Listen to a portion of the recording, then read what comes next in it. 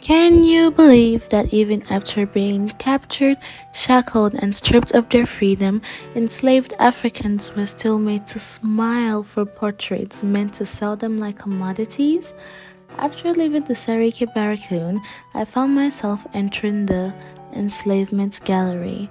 The room was filled with artifacts that told a chilling story, pictures of captured Africans and faded documents of sales. Picture this: 10 human lives, fathers, mothers, sons, and daughters, traded for a mere bowl or jug. Imagine your worth being reduced to lesser than a bowl. Once they reached foreign lands, though, their values skyrocketed. 10 souls were worth more than $6,000 to their oppressors. Look at this price list and imagine. A 3-year-old girl being ripped from her mother's arms and sold for just $200. A child whose only crime was being born black. A child too young to even understand the world, reduced to property. This was once a thriving slave market where at least 300 people were traded every week. The guide motioned for us to follow, and I found myself descending into an underground cell, a place where the unsold slaves on market days were kept before the next market day came.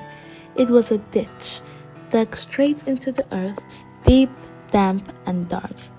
I stepped carefully down the narrow steps added in recent years. Here I saw sculptures depicting their agony, figures with iron masks covering their mouths, chains taken into their necks, wrists, and ankles. How many lives were wasted in this hole? Just how many cries went unheard, swallowed by the very earth itself? But the journey doesn't end here. Ahead lies a place where history takes a turn. Point of no return. Leaving the enslavement gallery, I embarked on the somber journey to the point of no return. This path retraces the final steps of countless enslaved Africans, leading from the banks of the lagoon to the shores of the Atlantic Ocean, where ships awaited to carry them into bondage. The distance from the lagoon to the ocean is approximately 1 mile, and we crossed the lagoon by boat, a brief journey that took about 2 minutes. As we disembarked and began walking, the scorching sand beneath my feet seemed to sear through my shoes.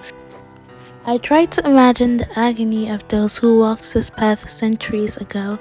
Men, women, and children, chained, barefoot, hungry, and engulfed in despair.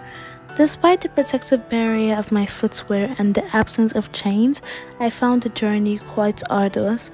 The heat was oppressive. I was already tired and exhausted. Then I stood at the well of attenuation, where enslaved individuals were forced to drink its water, which was believed to erase their memories of home and render them more submissive. I read the haunting words once spoken here: I am leaving this land, my spirit leaves with me. I shall not come back now. My shackles do not break. It is the shackles that holds the ship down. My ancestors bear me witness. I shall not return. This land shall depart. My soul do not revolt. My spirit goes along with me. I depart to the land unknown. I shall not return. It was as if the spirits of those who had suffered were present. Imagine being made to say such depressing things that tore away all remaining hope from you. Exhausted both physically and emotionally, I found it difficult to continue walking to the Atlantic Ocean shores. I sat into coconut water to restore my lost energy. Afterwards, I mounted a horse to traverse the remaining stretch of the path. As we approached the point of no return, the reality of what this place really was started to set in. The realization that this was the last piece of African soil that enslaved people touched before being loaded into ships bound for the Americas and the Caribbean was mortifying. The path to the shore felt endless, flanked by palm trees that seemed to bow in mourning. Standing at the water's edge, I gazed out at the vast expanse of the Atlantic Ocean. I tried to imagine the heartbreak of leaving behind everything familiar: family, culture, freedom, knowing that return was impossible. Thank you for watching the end part of the haunting journey of Badagry documentary. See you in another episode of Can You Believe?